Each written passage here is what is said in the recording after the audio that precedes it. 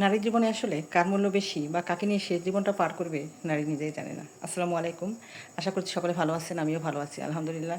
আসলে নারীর জীবনে কাকে নিয়ে শেষ জীবনটা আসলে কাটানো উচিত সেই গল্পটি আপনাদের সঙ্গে করব। একটি নারী সে জানে না যে কাকে নিয়ে তার শেষ জীবনটা পার করতে হবে। আমার জানা মতে একটি গল্প আপনাদের উদাহরণস্বরূপ বলতে পারি, যে গল্পটি অনেকেও জেনে থাকতে পারবেন, তারপরে আমি বলছি। যে একটি মেয়ে হঠাৎ করে, ধরেন যে আমার বান্ধবী, তার হঠাৎ বিয়ে হয়ে যায়, সে আবার নতুন করে কলেজে আসে। কলেজে আসার পর স্যার দেখে বলেন যে, মা তোমার বিয়ে হয়ে গেছে? তখন বলেন যে, জি স্যার বিয়ে হয়ে গেছে। মা তুমি একটু বলো তো, যে তোমার জীবনে সবচাইতে খুবই মানে কাছের, মানে যে লোকগুলোকে তুমি ছাড়া চলতেই পারবে না, সেই লোকগুলোর একটু নাম তুমি বোর্ডে লেখো তো। 6 জন ব্যক্তির নাম লিখবে। তখন সে বাবা মা ভাই বোন স্বামী সন্তান এদের নাম লিখলেন। তখন বললেন স্যার যে, মা তুমি এদের এদের 6 জনের ভিতরে কাকে ছাড়া চলতে পারবে?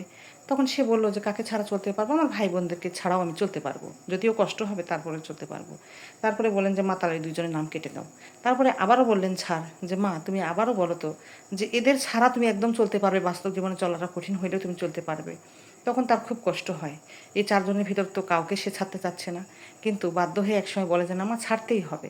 তখন সে বাবা মার নাম কেটে দেয়, যে আমি তো বিয়ে হয়ে গেছি, স্বামী সন্তান এদেরকে নিয়ে সংসার করছি, আমি বাবা মাকে ছাড়াও চলতে পারবো। তখন এই 2 জনের নাম কাটার পর তাকে আবারও বলা হলো যে, মা এবার বলো তো, এই 2 জনের ভিতরে তোমার কোন ব্যক্তি ছাড়া তোমার শেষ জীবন পর্যন্ত চলবে না? তুমি তাদের মধ্যে এই 2 জনের ভিতরে একটি ব্যক্তির নাম রাখো। তখন সে তো ভীষণ কষ্টের মধ্যে পড়ে গেল, বিভ্রান্তিতে পড়ে গেল, যে আমি এদের তো ছাড়া কাউকে থাকতে পারবো না, আমার স্বামী সন্তান ছাড়া তো আমার পৃথিবী চলবে না, অন্ধকার হয়ে যাবে। তখন তাকে বলা হলো যে, মা একজন ব্যক্তিকেই বাছাই করে নিতে হবে, তাকে নিয়ে তোমার শেষ জীবন কাটাতে হবে। তখন সে ভীষণ চিন্তার ভিতরে পড়লো, চোখ দিয়ে সব সময় পানি পড়তেছে, ভেবে পাচ্ছে না কি করবে।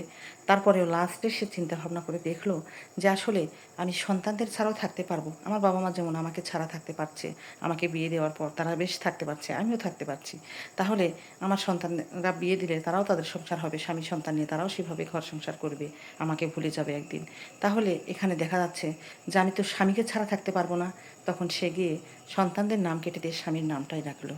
তাহলে বুঝতে পারছেন যে আসলে নারীরা কাকে আঁকড়ে ধরে বাঁচবেন? স্বামীকেই। শেষ বয়সটা স্বামীরও স্ত্রীকে ছাড়া চলবে না, স্ত্রীরও স্বামীকে ছাড়া চলবে না। তাই আসুন আমরা, যারা হাজব্যান্ড ওয়াইফ যারা আছেন, পৃথিবীতে তো সকলেই হাজব্যান্ড ওয়াইফ, ছোটো বাল্য অবস্থায় আলাদা, কিন্তু যারা আছেন তারা স্বামীকে সম্মান করুন, স্বামীরা স্ত্রীকে সম্মান করুন। শেষ বয়সটা আসলে স্বামী স্ত্রীকে দেখবে, স্ত্রী স্বামীকে দেখবে, এটাই স্বাভাবিক। নাহলে এই সঙ্গী ছাড়া আসলে পৃথিবীতে কেউ কারো নয়। যা করতেছেন দেখতেছেন, মানুষ করতেছেন, সবাই সবার নিজের স্বার্থের জন্য ব্যস্ত থাকবে। শুধু এই 2টা ব্যক্তি যেমন বিয়ের পর ছিলেন, আপনার শেষ জীবনটাও এই 2জনই থাকবেন। 2জন 2জনকে সম্মান করুন, ভালোবাসুন, দেখবেন যে শেষ জীবনটা আপনার ভালোভাবে কাটাতে পারবেন। তো আপুরা বুঝতে পেরেছেন যে আসলে আমাদের আঁকড়ে ধরার রাস্তাটাই হচ্ছে স্বামী। স্বামীকে মূল্যায়ন করুন, সম্মান করুন, ভালোবাসুন।